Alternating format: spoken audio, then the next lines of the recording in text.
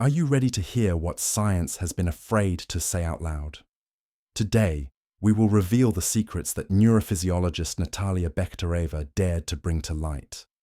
This isn't a dry lecture or the fantasy of charlatans. This is a confession from a world-class scientist that will overturn your understanding of the boundaries of reality. Why did she risk her own reputation? What facts forced her to break the rules and reveal what is usually kept under lock and key? And most importantly, what did she personally experience in the moments when reality itself was collapsing? Watch this video to the end. Sensational revelations await you, ones that will surely send shivers down your spine. The most shocking part is yet to come. She was not afraid to speak about things that official science deliberately ignored.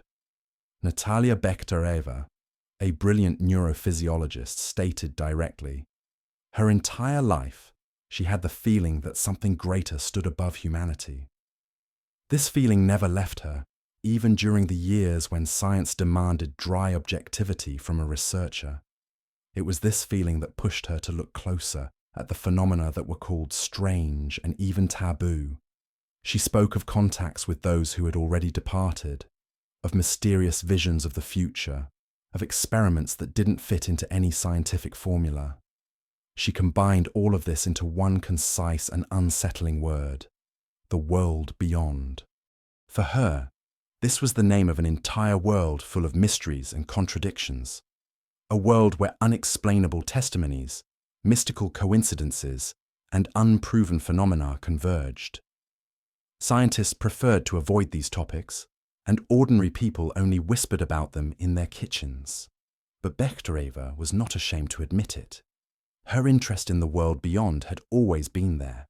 Her attention was drawn to the boundaries of the possible, to the mysterious cases where the human mind seemed to cross the line of reality.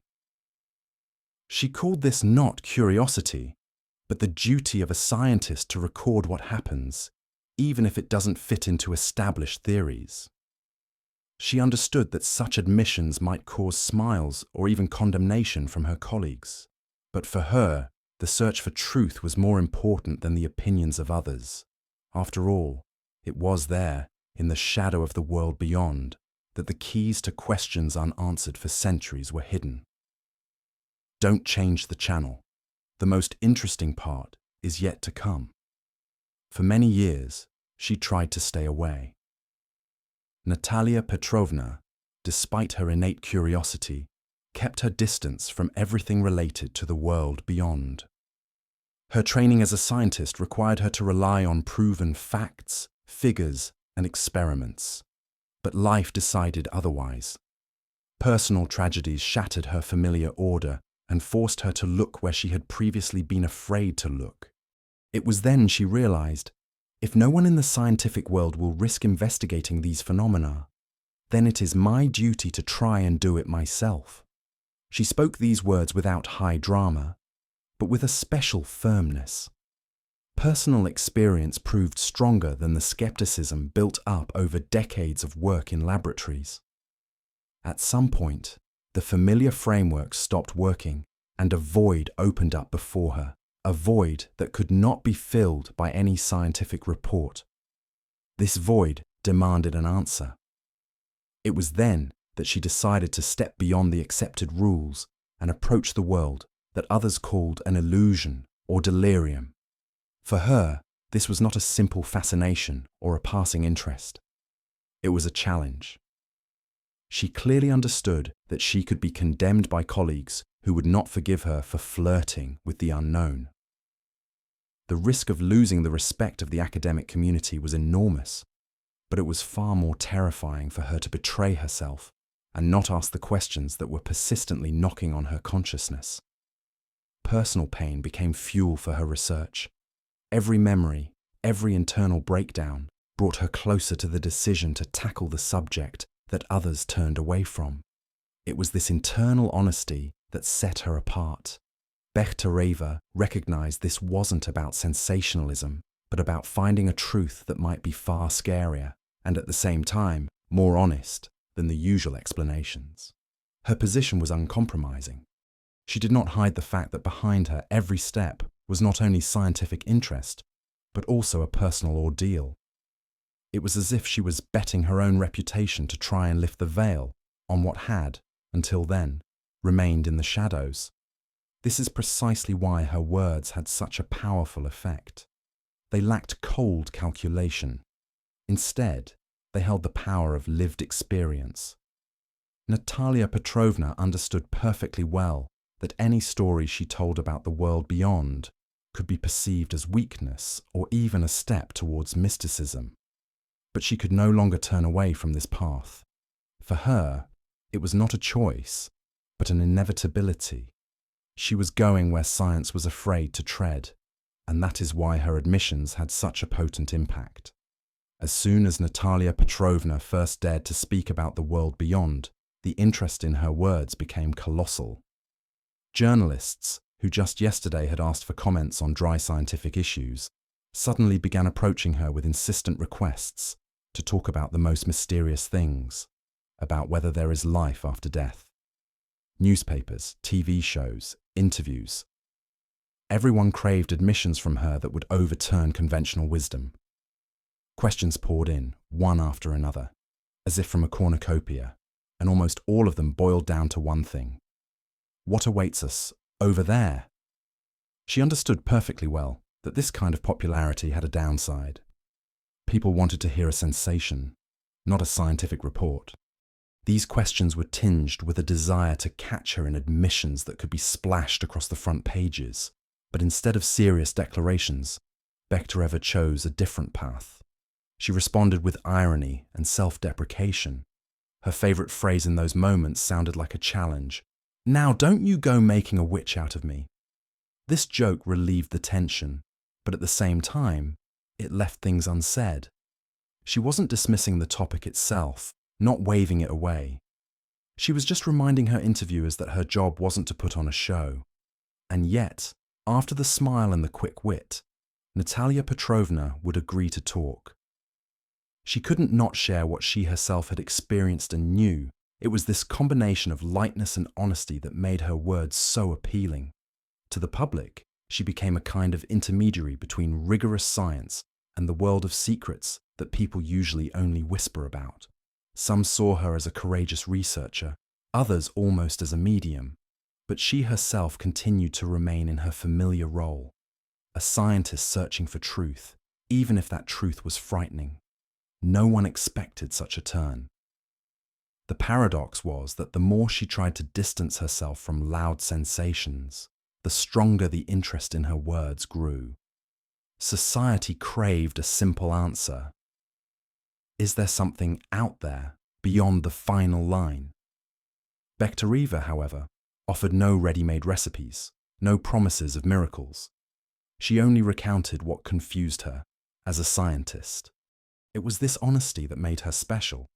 Journalists treated her every remark as a revelation. She became a participant in a grand conversation rarely entrusted to a world-class scientist. The ironic phrase about the witch, delivered with a slight smile, only fueled the interest. People felt that behind the joke lay stories that could change their understanding of the limits of what is possible.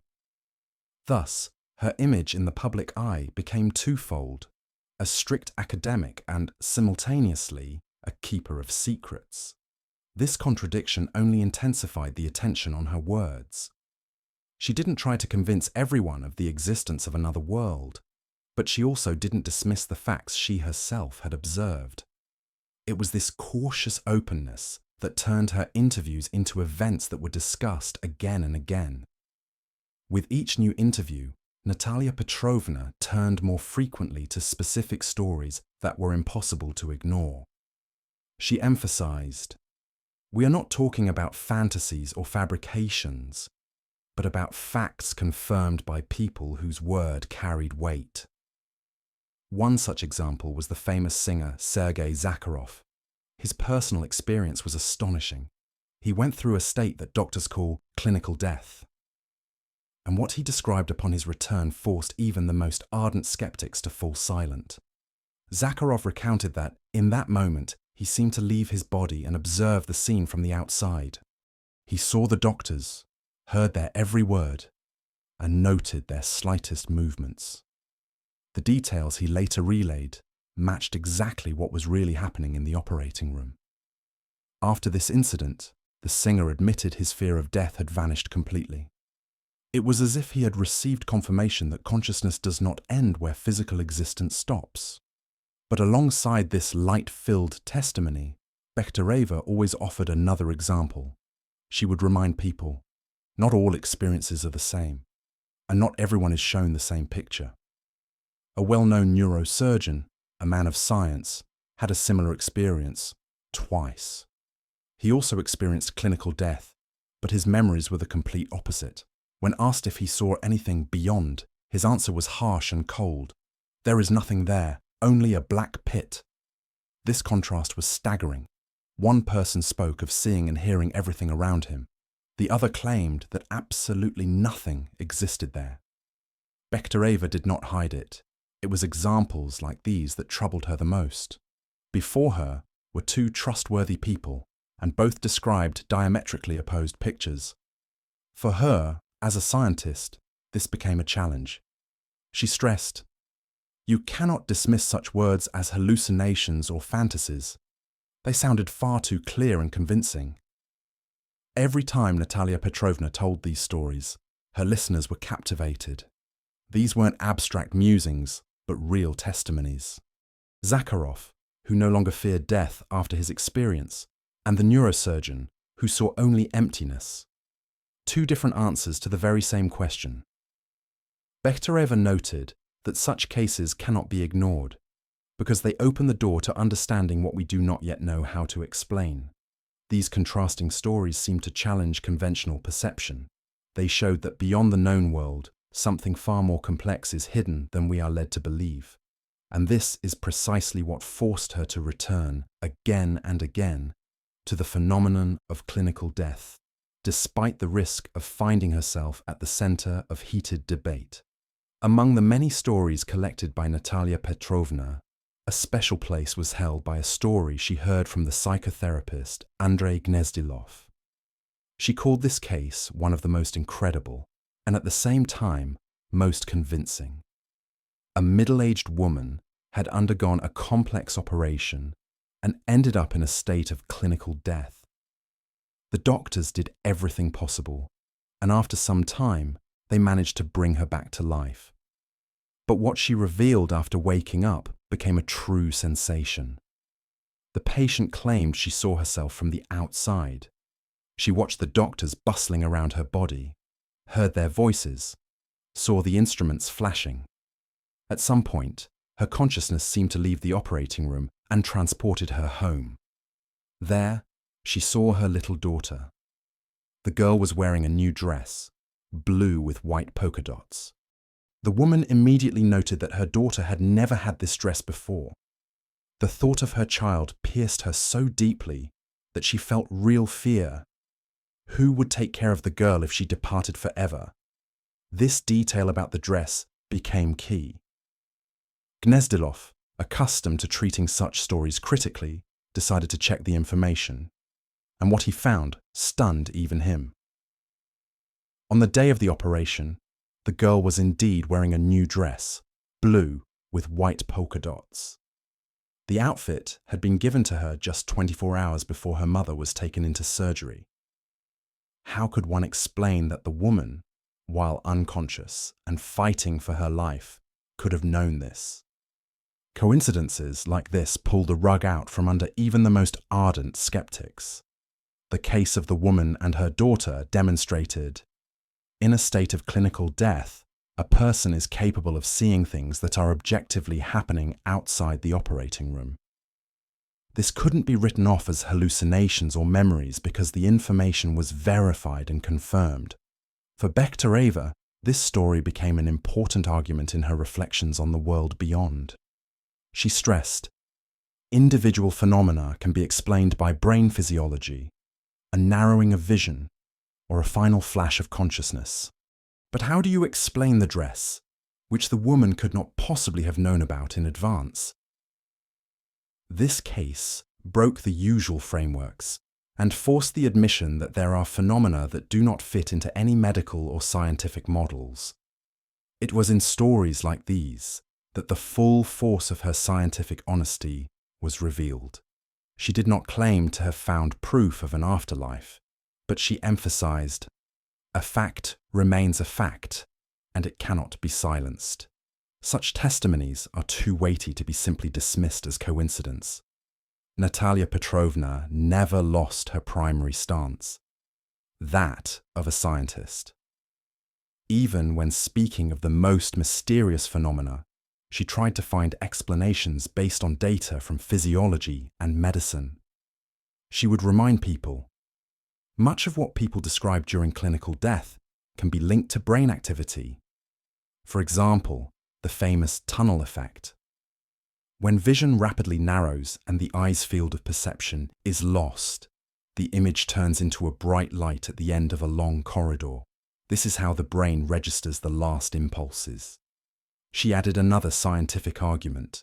Before the visual cortex finally shuts down, a final burst of electrical activity often occurs. This is a biological process that can fully explain many visions. From this perspective, stories of tunnels and shining lights don't seem so mystical. All of this can be attributed to the physiological reactions of an organism on the brink. However, even with the rigor of her analysis, too many cases remained that didn't fit these schemes. Bekhtereva stressed that if it were only about the tunnel and the flash, the matter could be settled. But how to explain the situations where people saw things that were objectively happening in the operating room? How to explain their ability to describe objects, conversations, and details that they could not possibly have seen or heard? These facts broke the logic of physiology.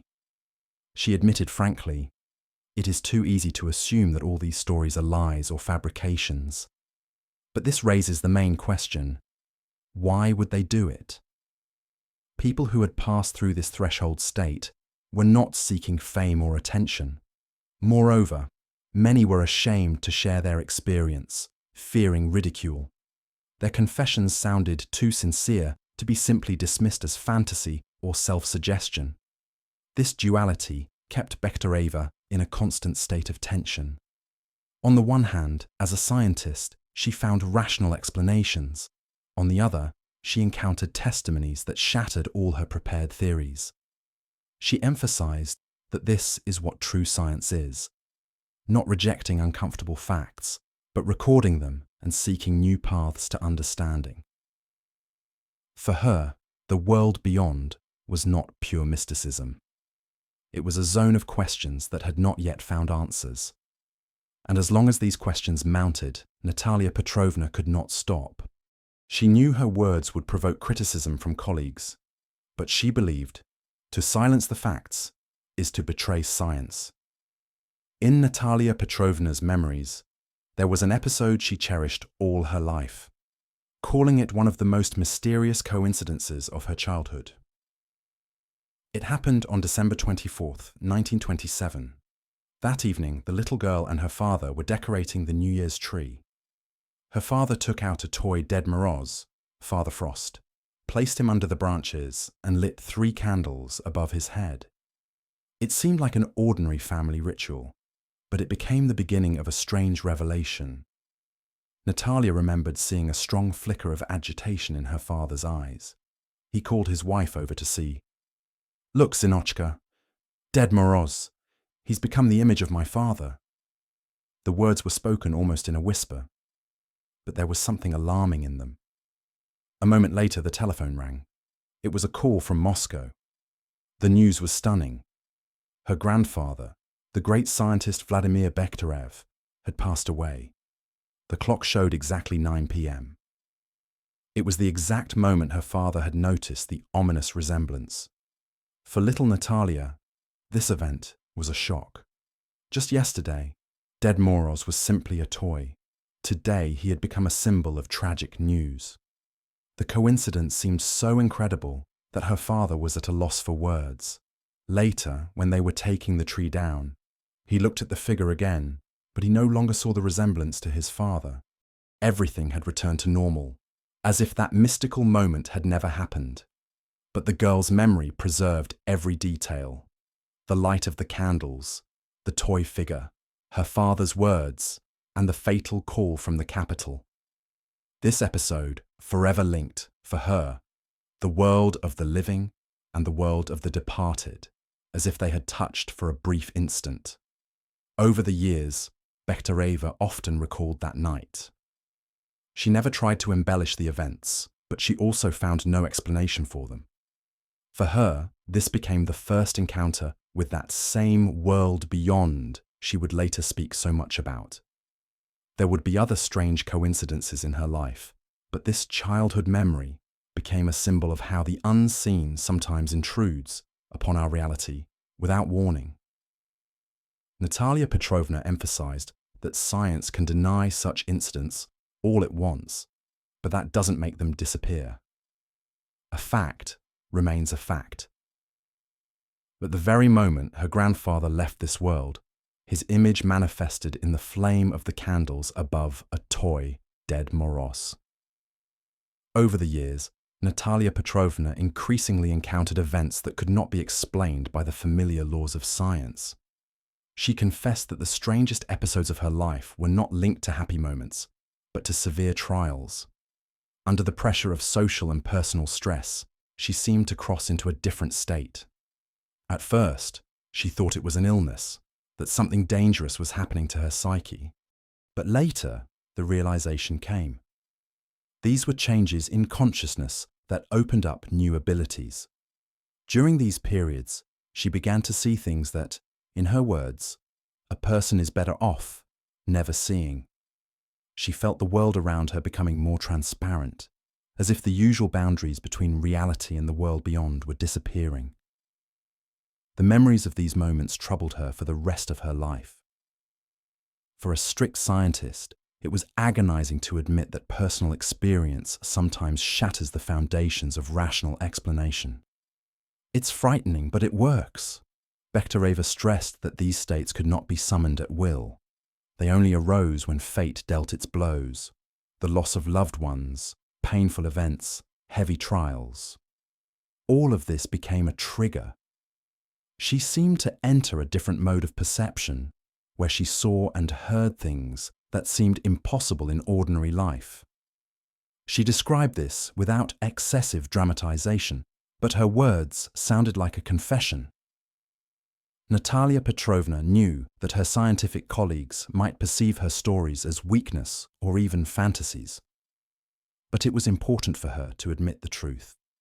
She truly experienced such states and could not deny their existence. As she matured and gained experience, she learned to perceive these phenomena not as a threat, but as a special form of perception. She called it an altered state of consciousness. From her point of view, the brain worked differently in such moments, unlocking access to hidden psychic resources. It was like a vivid dream, but at the same time, more real than any dream. It was then that events appeared in her life, which she classified as phenomena from the world beyond. They were so obvious and powerful that denying them was impossible. Natalia Petrovna realized that the deeper she delved into this topic, the harder it was to remain within the framework of classical science. But she could not give up the search. Natalia Petrovna called the strongest and at the same time most terrifying episode of her life what happened after her husband passed away. It was a time of severe stress when her familiar world was collapsing and the memory of her loved one would not let go for a minute. She would sit for long periods in the bedroom, looking at his portrait. In those moments, it seemed the gaze from the photograph was answering her, that his presence was still near. But one day, something happened that even she, a person of science, could not explain. Her assistant, Raisa Volskaya, who had always supported Natalia Petrovna during the most difficult days, was in the room. Together, they entered the bedroom and stopped in front of the portrait. And suddenly, they both noticed it. From the portrait's right eye, a clear tear began to flow down the cheek. This was not a fleeting vision, not a play of light. The tear continued to roll down, as if it were alive. They stared, unable to believe their eyes, but the phenomenon did not stop. Neither woman could find a rational explanation for what was happening. Natalia Petrovna still tried to rationalize. Perhaps there were peculiarities in the portrait's drawing that created an illusion at a certain angle. But how then to explain that Raisa saw the exact same thing? Two pairs of eyes could not be mistaken in the same way at the same time. For a scientist, this was especially agonizing. She was accustomed to verifying facts, but this time, she herself had become a witness to something that shattered the conventional boundaries. This episode was seared into her memory forever. She knew that if she told her colleagues about it, her words would be met with skepticism or ridicule. But she could not remain silent. For her, this moment became proof that the world beyond intrudes with events that affect not only consciousness, but reality itself. After all, if it had been only her personal vision, it could all be blamed on stress. But Raisa's testimony turned the story into a fact that was impossible to ignore. The emotional shock was so strong that she could not find peace for a long time. Bekhtereva's memoirs revealed her anguish. As a scientist, she searched for an explanation, but as a person, she saw it as an omen. This mystical episode became the culmination of her personal encounters with the world beyond. It was this that made her words especially convincing when she spoke publicly about the mysterious phenomena that cannot be measured by instruments. Every time her thoughts returned to her husband's portrait and to that very tear, Natalia Petrovna emphasized, sometimes reality itself breaks down the familiar boundaries. She understood that science would always search for rational explanations, but in her life, there was now a fact that could not be erased. And the more she remembered that day, the clearer it became. There are things that a person can only record, but not explain. Natalia Petrovna did not hide it. After the tragedy, a period began in her life when reality and dreams merged into one. She confessed that she had seen her husband several times, as if he continued to exist beside her. These encounters could not be called dreams in the usual sense. They were too distinct, too real, to be dismissed as work of the imagination. In moments of fatigue or half-sleep, she would feel his presence and even talk to him. The most astonishing part was that one day she decided to ask the question that had tormented her the most. What is there beyond the limit of life? The answer came, simple and cold. Nothing. This concise response shook her. A world-renowned scientist who had dedicated her life to seeking truth suddenly heard from the person closest to her that there is nothing beyond the veil. But Bekhtereva could not accept this. She exclaimed, "It is impossible to appear from nothing." To this, another answer followed. "You will find out for yourself later." For Natalia Petrovna, these words became a philosophical riddle. On the one hand, a negation of everything she was searching for. On the other, a promise that the truth would only be revealed when the time came. This duality tore her apart. She understood that such admissions would cause bewilderment among her colleagues, so for a long time she hesitated to speak about this experience. But for her, the episode was too significant to be silenced. She emphasized that she did not know if it was a dream, a hallucination, or a real conversation. But the fact remained. She had heard her husband's voice and received answers from him. These words lived in her memory, like an echo from another dimension. And every time she returned to this story, she felt a mixture of terror and hope. After all, if the truth is only revealed later, it means the mystery still exists. In her confessions, there was not the slightest attempt to shock the public. She was sharing the most personal and intimate parts of her life. For a scientist of her caliber, this was almost an act of heroism, to risk her reputation for a truth she could not hide. This episode became not only a part of her life, but a part of her scientific legacy. It showed that even the most rigorous researchers encounter things that lie beyond the limits of logic. Natalia Petrovna spoke about this reservedly, but her words made a powerful impression. Her admission left no one indifferent, neither the skeptics nor those who believed in the world beyond. It sounded like a challenge. If even she, a world-class neurophysiologist, allowed herself such confessions, then there must be something more behind them than mere fantasy. In the finale of her revelations, Natalia Petrovna always returned to the main point: honesty with herself. She admitted that her stories about the world beyond could destroy her scientific reputation, turning her into an object of ridicule and gossip. She knew colleagues would see her words as a step toward mysticism, which official science does not recognize. But despite this fear, she continued to share. For her, it was not a matter of choice, but a matter of conscience. She spoke directly. If I had remained silent about my own experiences and the stories I heard from others, it would have been a betrayal of the truth. She emphasized that her entire life she strove to seek the truth, even if it turned out to be unpleasant or frightening. And that is precisely why her words carried such weight. They came not from a pundit or a dreamer, but from a person who had built her entire life on evidence and facts. Natalia Petrovna did not hide that her stories were perceived by many as sensational. Some considered her brave, others reckless. But she responded differently. If I had kept silent, I would have entered into a conflict with my conscience. For her, an internal contradiction was worse than any external condemnation, and it was this conviction that forced her to return again and again to the topics that other scientists turned away from. She lamented that it was still not acceptable in society to seriously discuss such phenomena, but at the same time, she reminded everyone, too many facts have been collected that point to the existence of another dimension. These facts cannot simply be ignored. They demand contemplation, even if it shatters our familiar perceptions. Her rhetorical questions sounded like a challenge. Does nobody really need this? Is no one really interested? She would ask, addressing not only her colleagues, but every listener. In these words, there was both pain and hope.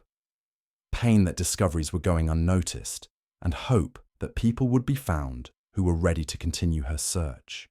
For her, the world beyond was not mysticism and not sensation for sensation's sake.